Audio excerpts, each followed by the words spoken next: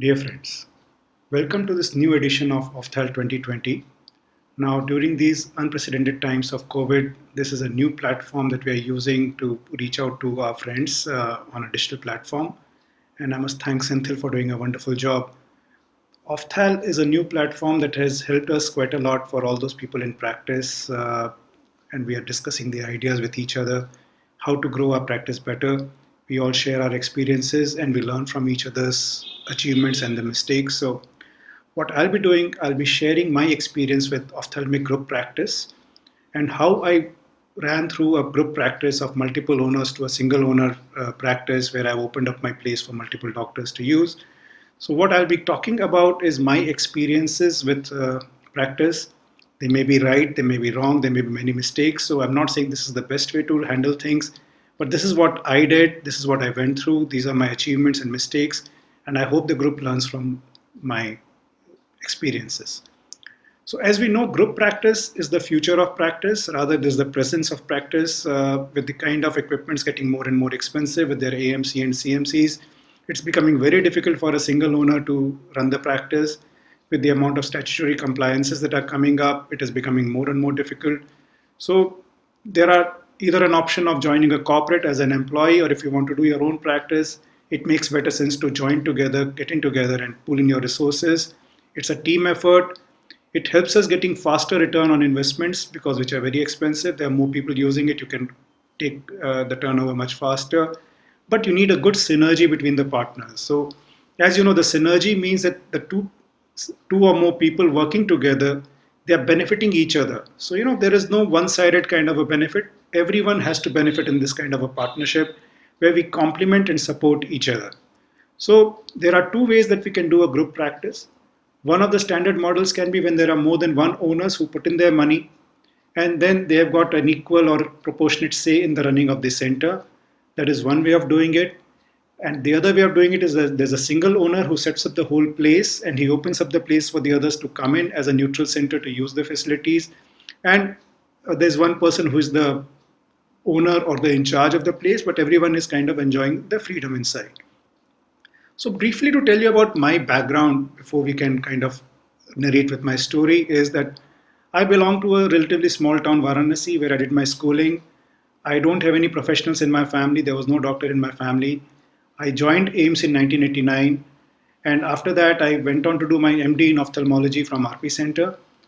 After that, I had some time before I had to join my senior residency, so I went to UK and did my FRCS from there. And then I joined senior residency in retina unit in RP Center again, which I finished in December 2001. So towards the end of my senior residency that was going on, I was wondering what to do with my life, whether I should settle down in Delhi, whether I should go back to my hometown, or think about moving to UK or US or something. But then I wanted to stay back in India, but I didn't want to go to a small town. I wanted to practice in Delhi. But doing that alone for someone coming from a small town, having no base in Delhi, having no background of medicine in the family was difficult. So what we did was that I joined one of my colleagues who was my batchmate, and we together started a private limited company in December 2001 itself. And we set up our own eye center. And because both of us were retina specialists, we set up the top of the line retina facilities out there. And the major decision that we had to take when we started our practice was that whether we continue to do our phaco or not, because we were trained in phaco, we were good at phaco, but some people said that if you do phaco, you won't get the retina referrals. But what we decided, we will continue to do phaco, but we are going to be very honest and transparent about it. The reason I'm telling you about this is because this will have some effect on my future of the practice also. So what we did when we started the practice, we said, okay, fine, we are doing our phacos also and we are doing our referrals for the retina also. But anyone who gets referred for retina, we would not do their phaco. We would not even tell them that we are going to be doing phaco. They will be actively sent back to the referring physician. So this is the format that we followed from the day one. And this earned a lot of credibility to us that these people are honest and these people don't poach upon the patients. Later on, I also started doing LASIK. I learned LASIK while I was in practice. And then our volumes grew and ultimately we ended up buying a LASIK machine also. We have a femto suite also at our place. Slowly as we grew, we added other specialties also into our center so that our center kind of becomes complete. So we were doing phaco, LASIK, and of course retina was our forte.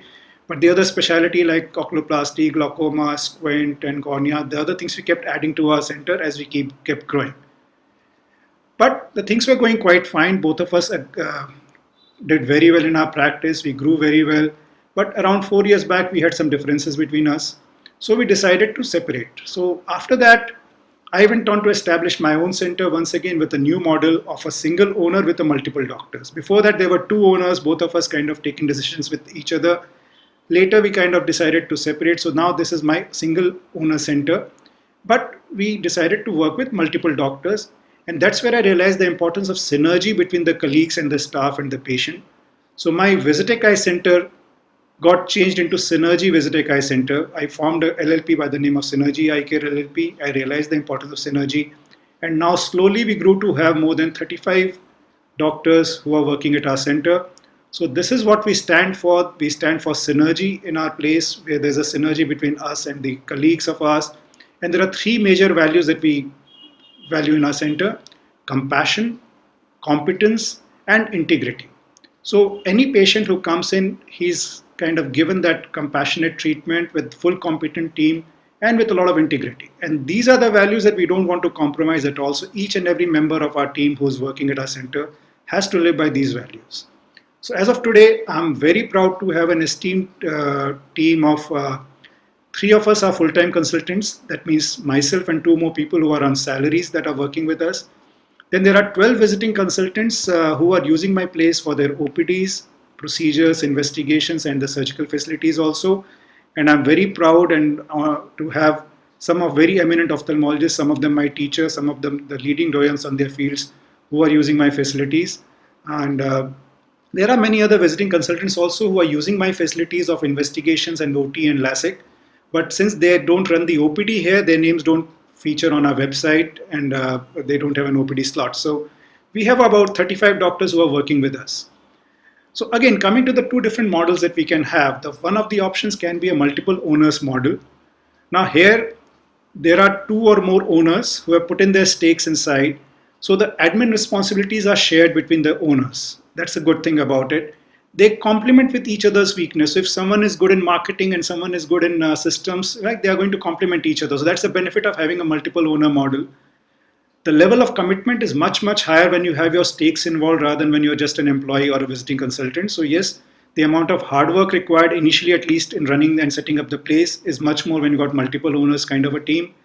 But the problem happens when you're going on for some time, some differences may start to creep in, especially once there are some excess funds that come in, where to decide to invest, what are your priorities in life. So a few of those challenges start to come up towards the latter part. The problems in the multiple owners model either will come in the early stage of the practice when you're not able to get along with each other, or towards the latter stage of about 10-15 years later, in case your thoughts and your goals are not aligning with each other. And that's probably what happened in our case also. The decision making may become more difficult later on because you have got your own priorities, each one of you, and you when you become in your 40s or something, everyone have their own priorities in life. So you may have a different moral and ethical levels and all those things. There are some bit of personality and ego issues that may also creep in.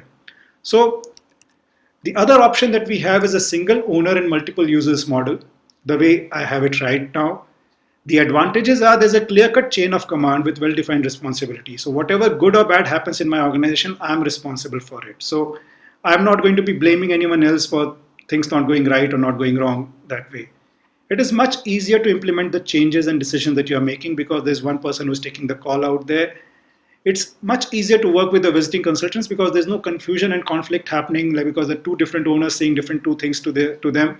So they at least know whom to talk to, what to be done and what not to be done.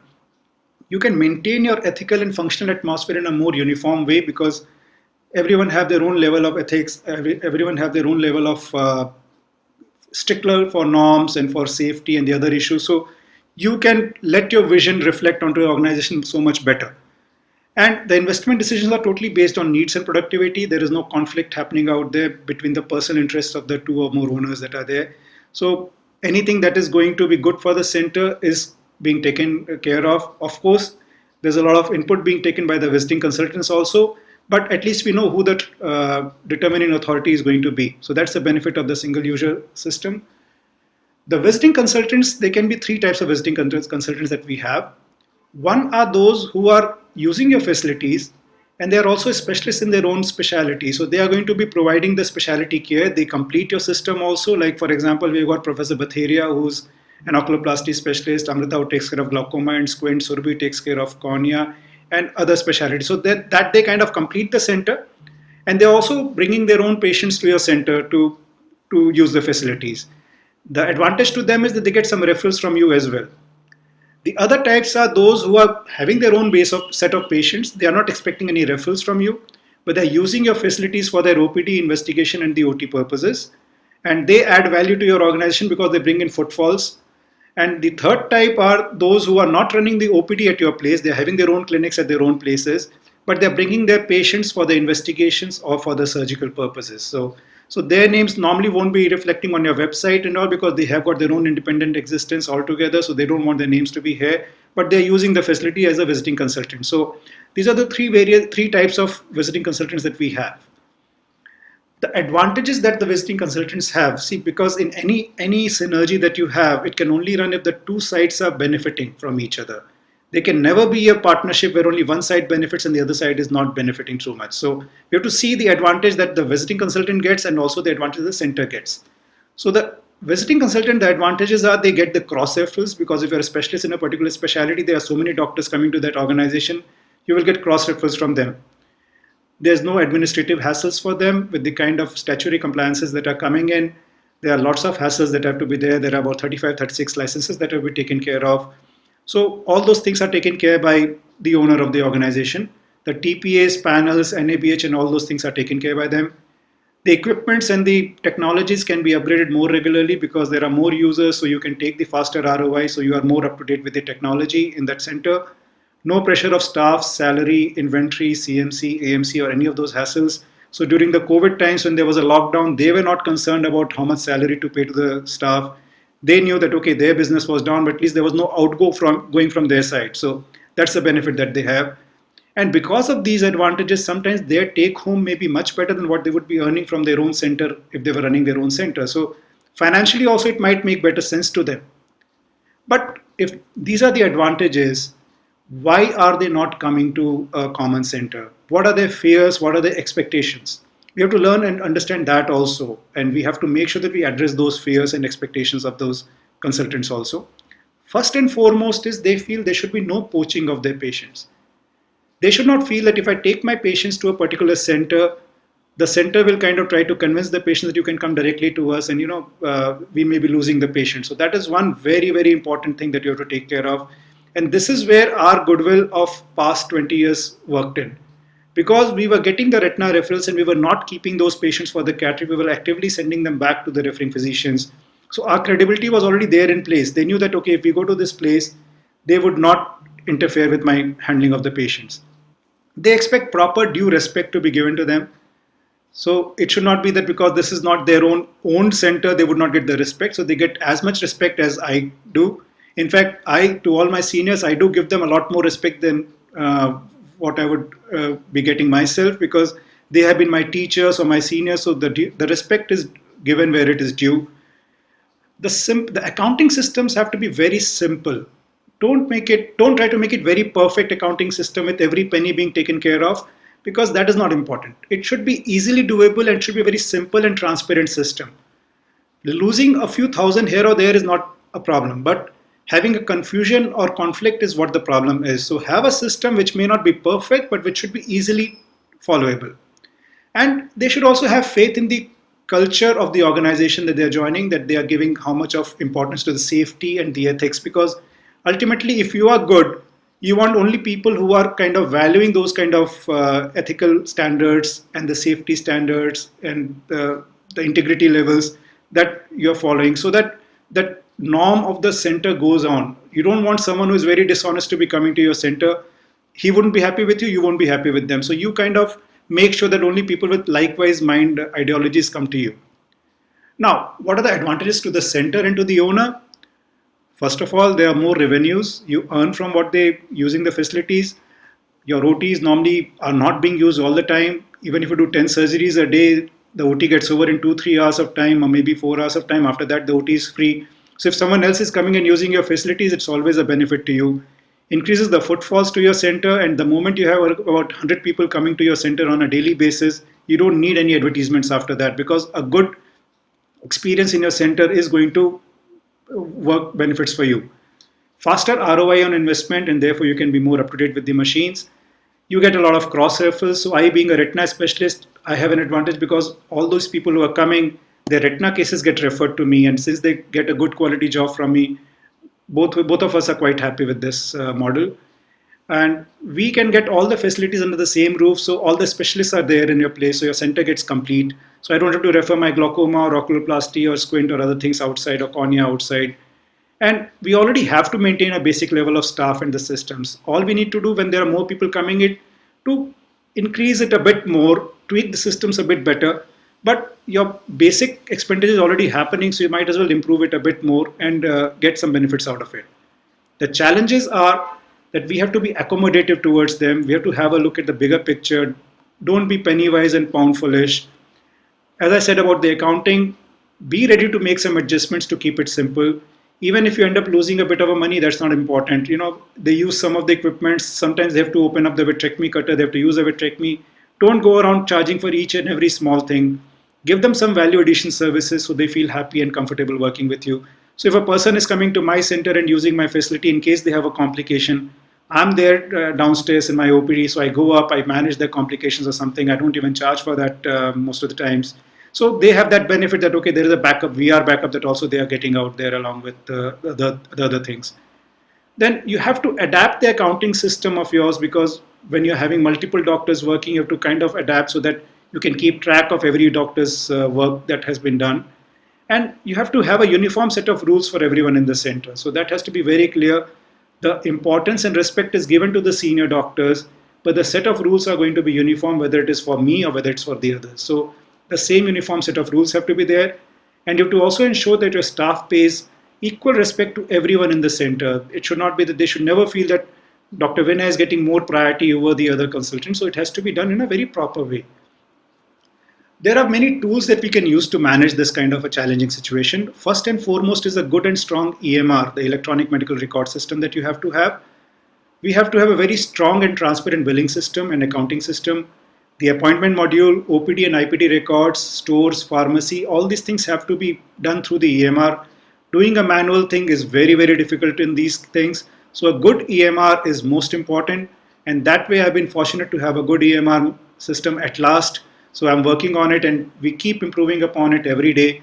This lockdown period and the COVID period era, I've used this time very effectively to improve my EMR further, to get better reporting systems. So my accounting has become 100% transparent. It wasn't that perfect before the COVID because I was not giving that much of time to it. But now we have kind of made a lot of changes there, and it has become much, much better. So we have to have a dedicated person who is handling the appointment for the OPD and IPD services, so that he can kind of juggle the timing for all these consultants. So the waiting time for the consultants and the patients have to be minimum, and they also feel that, okay, they don't have to wait too long. So OPD and IPD, OT and all that management has to be done very well. A very strong IPD and TPA desk is required to handle the cashless and the panel cases, because these numbers would increase when there are more doctors coming in. We have to have regular interaction with the consultants.